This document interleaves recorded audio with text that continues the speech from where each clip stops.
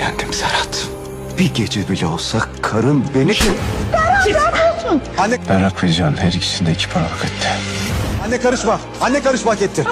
Ben hep onurum ve gururum için yaşadım Zeynep. Ebru, o yapıyor. Her şeyi o yapıyor. Git odamdan git bak. Bırak. Niye yapıyorsun ki bunları, yeter ya. Sen dur.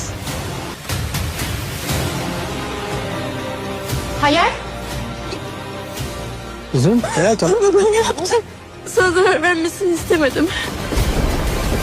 في لحظة واحدة تحول مؤتمر صحفي عادي إلى فضيحة مدوية هزت الجميع. على الطفل الذي أخفته براك طوال السنوات الماضية هو ابن سرحات الحقيقي أم أن هناك سر أخطر؟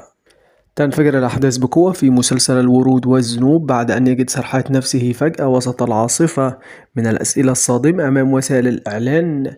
فبعد انتشار أخبار تبنيه لطفل صغير يقتحم أحد الصحفيين الموقف بسؤال قلب عندما كشف أن الطفل يعود في الأصل إلى طليقته براك. تتحول الأجواء خلال ثواني فوضى حقيقية وتبدأ الأسئلة القاسية تنهال على سرحات أمام الجميع. هل الطفل ابنك الحقيقي؟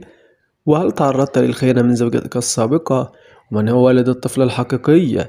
يحاول سرحات إنهاء اللقاء سريعا بينما تظهر زينب وهي تحاول إخراجه من وسط الصحفيين قبل أن ينهار تماما تحت ضغط الصدمة. لكن من الواضح أن هذه الأزمة تنتهي بسهولة لأن آثارها ستضرب حياة سرحات بقوة خلال الحلقات القادمة. الأخطر من ذلك أن سرحات سيبدأ بالبحث عن الشخص الذي سرب هذه المعلومات للإعلام ليكتشف أن هناك خطة متعمدة لتشويه صورته وتحطيمه أمام الجميع.